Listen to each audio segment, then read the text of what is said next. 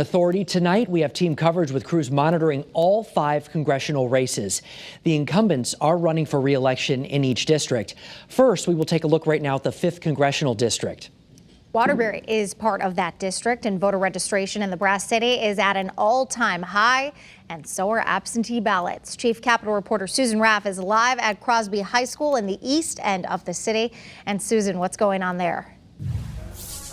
Erin, as you know, there is so much interest in this year's election, and you can really see it at the polls. Here at Crosby High School, one of the biggest polling districts in the city, we have seen record numbers of people showing up here at the polls. Take a look.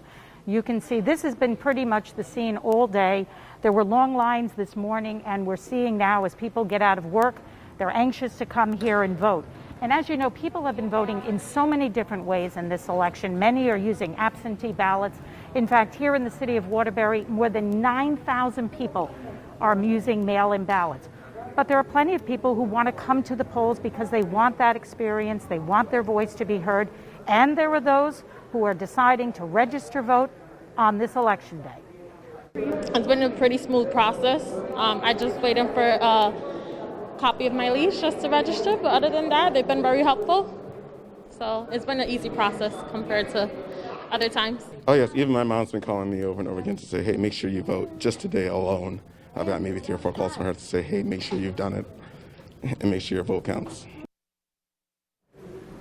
Now, the presidential race is obviously grabbing a lot of attention, but there are some key races to be aware of. Obviously, the 5th district, we did catch up with Congresswoman Jahana Hayes today, the Democrat incumbent. She voted at Tyrell Middle School in Wolcott. Her Republican challenger, David Sullivan, voted this morning in his hometown of New Fairfield.